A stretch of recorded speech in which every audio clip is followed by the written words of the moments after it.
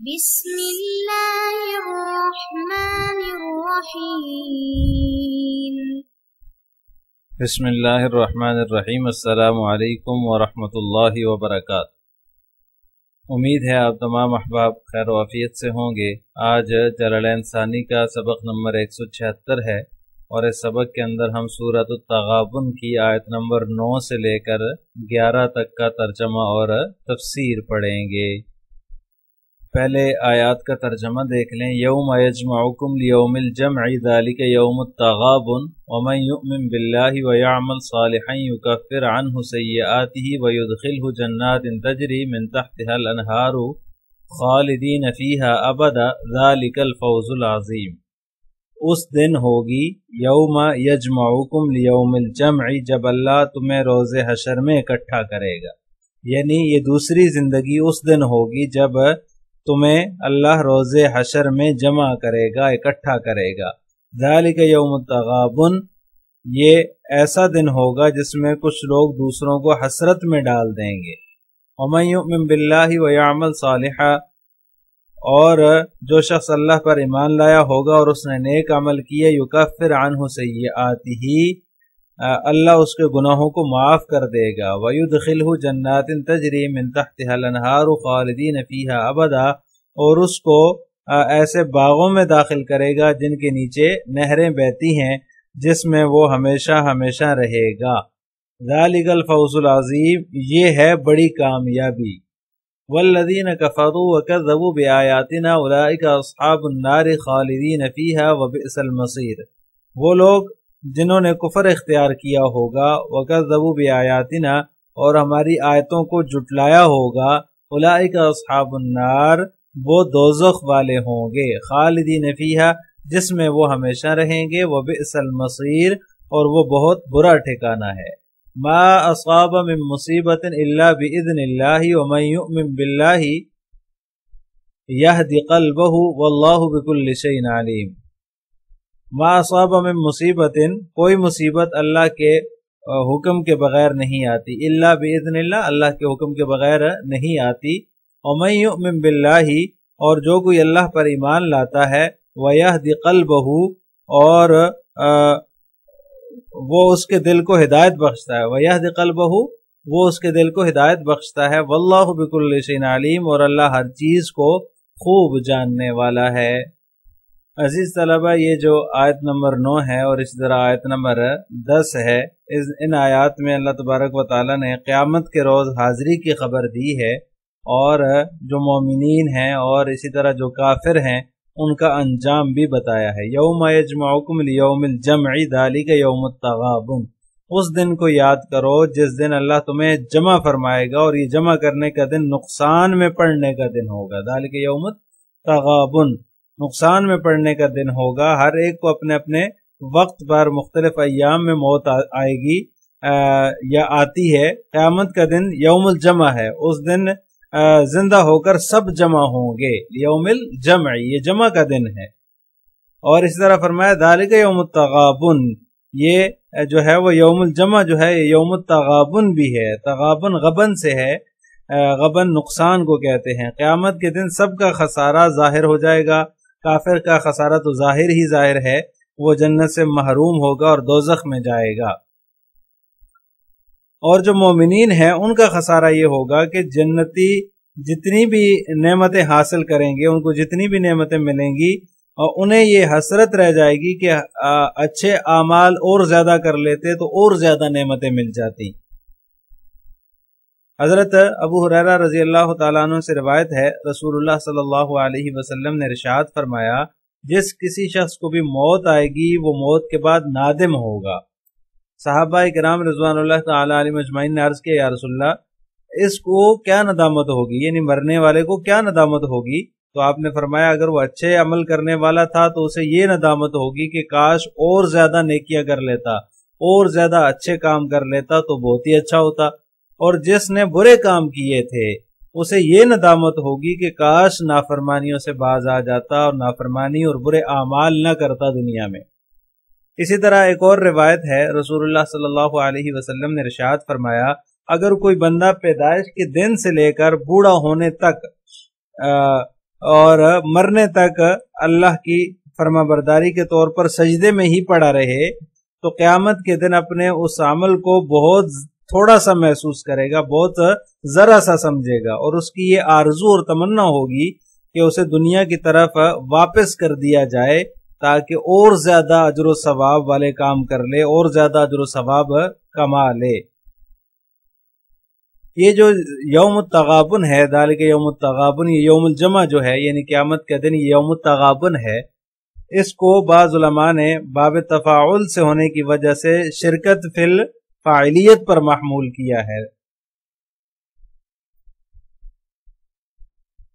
جس کا مفہوم یہ ہے کہ لوگ ایک دوسرے کو نقصان یا حسرت میں مبتلا کریں گے، اس لیے جو ہے وہ اس کو یوم التغابن کہا گیا ہے، یعنی کہ تغابن نقصان والا دن۔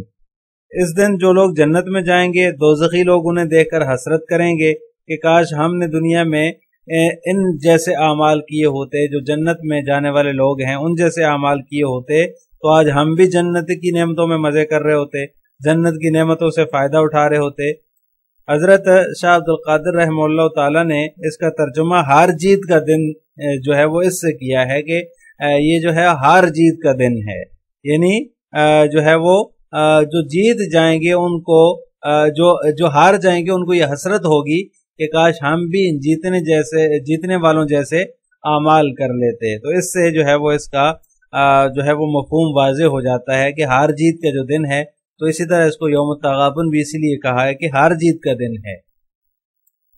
اس سے اگلا ٹکڑا جو ہے اس آیت کا وَمَن يُؤْمِن بِاللَّهِ وَيَعْمَلْ صَالِحًا يُكَفِّرْ عَنْهُ سَيِّئَاتِهِ، اس میں مومنین کو اللہ تبارک و تعالیٰ نے بشارت دی ہے کہ جو اللہ پر ایمان لائے اور نیک اعمال کرے، یکفر عنہ سیئاتہ، تو وہ اس کی سیئات کو بخش دے گا، وَيُدْخِلُ جَنَّاتٍ تَجْرِی، اور انہیں جو ہے وہ ایسے باغات میں داخل کرے گا جن کے نیچے نہریں بہتی ہیں، وخالدین فیہا ابدا، جس میں وہ ہمیشہ ہمیشہ رہیں گے۔ ذالک الفوز العظیم، یہ بڑی کامیابی ہے۔ اور اس سے اگلی جو آیت ہے یعنی آیت نمبر 10 جو ہے والذین کفروا وکذبوا بآیاتنا اولئک اصحاب النار، اس میں کافروں کی بدحالی کو بیان فرمایا ہے کہ وہ لوگ جنہوں نے کفر کیا اور ہماری آیتوں کو جھٹلایا تو یہ لوگ عذاب والے ہیں، جہنم والے ہیں، جہنم میں ہمیشہ رہیں گے۔ ہماری آیات کو جھٹلایا جنہوں نے تو یہ لوگ دوزخ والے ہیں، اس میں ہمیشہ رہیں گے، وبئس المصیر، اور یہ بہت ہی برا ٹھکانہ ہے۔ لہٰذا جو کافر لوگ ہیں اور جنہوں نے اللہ تعالیٰ کی آیات کو جھٹلایا تو وہ دوزخ والے ہیں جس میں وہ ہمیشہ ہمیشہ رہیں گے۔ حضرت ابو ہریرہ رضی اللہ تعالیٰ عنہ کی ایک روایت ہے، وہ فرماتے ہیں کہ جنت کے اندر مومن اپنے مکانوں کے بھی مالک ہوں گے اور کافروں کے مکانوں کے بھی وارث ہوں گے۔ جنت کے اندر کافروں کے یہ وہی مکان ہوں گے کہ اگر وہ اللہ کی اطاعت کرتے تو یہ مکان ان کو دیے جاتے اور ان کے لیے جو ہے وہ رہتے، ان کے لیے ہوتے۔ اسی طرح حضرت ابو ہریرہ رضی اللہ تعالیٰ عنہ سے روایت ہے، رسول اللہ صلی اللہ علیہ وسلم نے ارشاد فرمایا کہ آخرت میں تم میں سے ہر ایک کے دو گھر ہوں گے، ایک جنت میں اور دوسرا دوزخ میں ہوگا، جہنم میں ہوگا۔ جب کوئی مر کر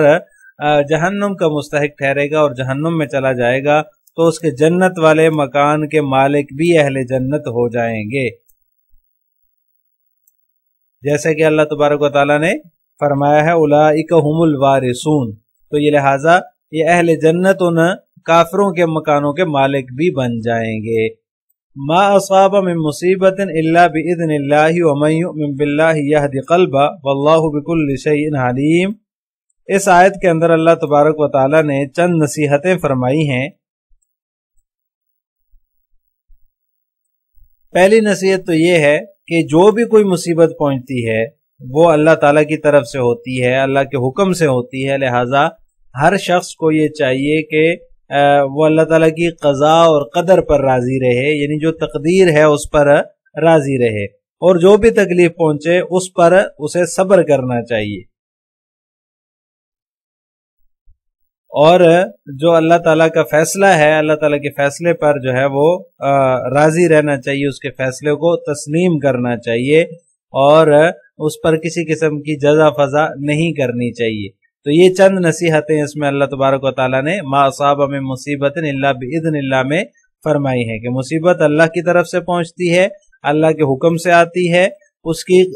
قضا پر راضی رہنا چاہیے، اور جو تکلیف پہنچائے اس پر صبر کرنا چاہیے، اور اللہ تعالیٰ کے فیصلے کو تسلیم کرنا چاہیے اور اس پر راضی رہنا چاہیے۔ یعنی جو بھی تکلیف پہنچتی ہے وہ تکلیف یہ نہیں کہ کسی اور کو پہنچنی تھی وہ تمہیں پہنچ گئی ہے،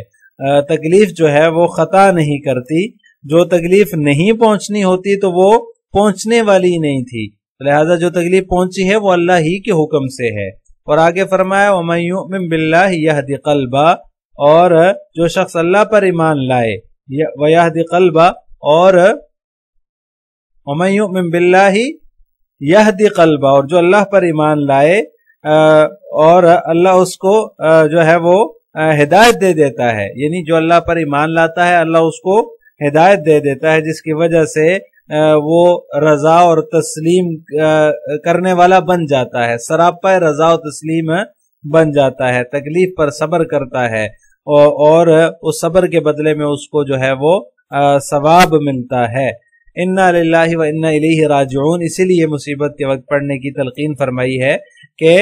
جب کسی کو کوئی مصیبت پہنچتی ہے تو وہ انا للہ و انا الیہ راجعون پڑھتا ہے تو اس کو مزید ثواب ملتا ہے، مزید ثواب کا وہ مستحق ہو جاتا ہے۔ واللہ بکل شیء علیم، اللہ تعالی ہر چیز کو جاننے والا ہے، اسے صبر کرنے والوں کا بھی پتہ ہے اور بے صبروں کا بھی علم ہے، ہر ایک کو اس کے استحقاق کے مطابق وہ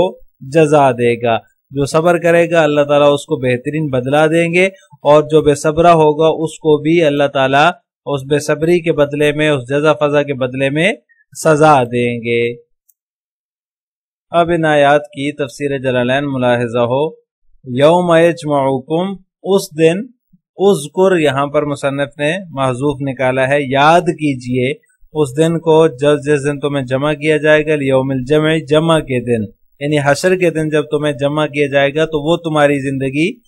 دوبارہ اٹھائے جانے کی زندگی ہوگی، یوم القیامتی، یوم الجمع سے مراد یوم القیامہ ہے، قیامت کا دن ہے، یعنی کہ قیامت کے دن تمہیں جمع کیا جائے گا، ذالک یوم التغابن، یہ ہار جیت کا دن ہے،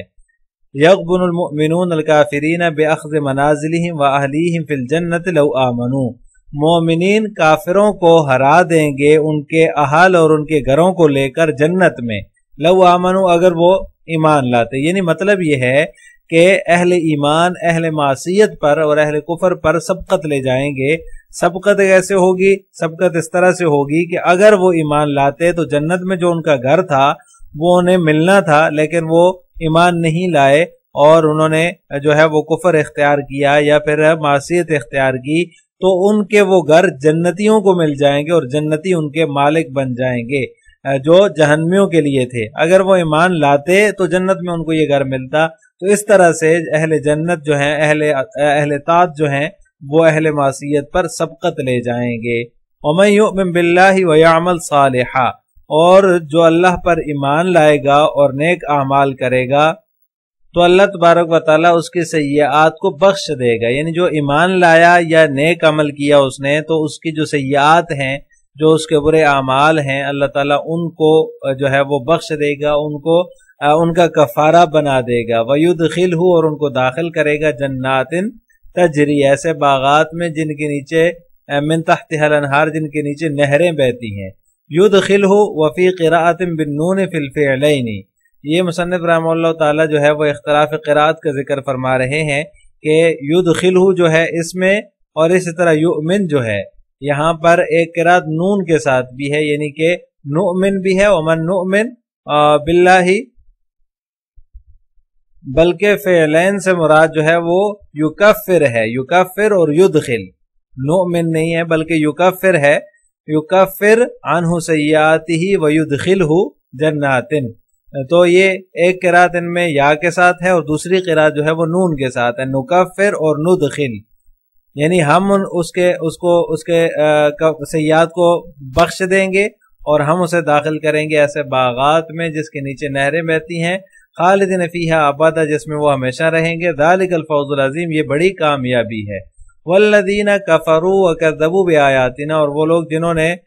کفر کیا ہوگا اور ہماری آیتوں کو جھٹلایا ہوگا، القرآن، آیات سے مراد جو ہے وہ قرآن ہے، یعنی ہمارے قرآن کو انہوں نے جھٹلایا۔ اولئک اصحاب النار، یہی لوگ دوزخ والے ہیں، خالدین فیہا، جس میں ہمیشہ رہیں گے، وبئس المصیر، اور یہ بہت ہی برا ٹھکانہ ہے، ہیا یعنی کہ یہ جو دوزخ ہے یہ بہت ہی برا ٹھکانہ ہے۔ ما اصاب من مصیبت الا باذن اللہ، جو کوئی بھی مصیبت پہنچتی ہے وہ اللہ تعالیٰ کے حکم ہی سے پہنچتی ہے، بقضائہ، باذن اللہ، بقضائہ، اللہ تعالیٰ کی قضاء سے پہنچتی ہے۔ ومن یؤمن باللہ، اور جو اللہ پر ایمان لاتا ہے یا اللہ پر ایمان لائے گا، یعنی ایمان رکھتا ہے، ومن یؤمن باللہ، اللہ پر ایمان رکھتا ہے، کس بات پر ایمان رکھتا ہے؟ فی قولہ ان المصیبت بقضائہ، اپنی اس بات میں کہ مصیبت تقدیر الہی سے ہی آتی ہے، تو اللہ تعالیٰ یہدی قلبہ، اس کے دل کو ہدایت دیتا ہے، للصبر علیہا، کس بات کی ہدایت دیتا ہے؟ اس مصیبت پر صبر کی ہدایت دیتا ہے، یعنی اس کے دل میں صبر اللہ تبارک و تعالیٰ ڈال دیتا ہے۔ واللہ بکل شیء علیم، اور اللہ تعالیٰ ہر چیز کو جاننے والا ہے۔ آخر میں آپ حضرات سے دو سوال ہیں۔ نمبر 1، یوم التغابن سے کیا مراد ہے؟ نمبر 2، ما اصاب من مصیبت میں بیان ہونے والی نصیحتیں کیا کیا ہیں؟ ان دونوں سوالوں کا جواب آپ نے کمنٹ باکس میں دینا ہے۔ السلام علیکم ورحمۃ اللہ وبرکاتہ۔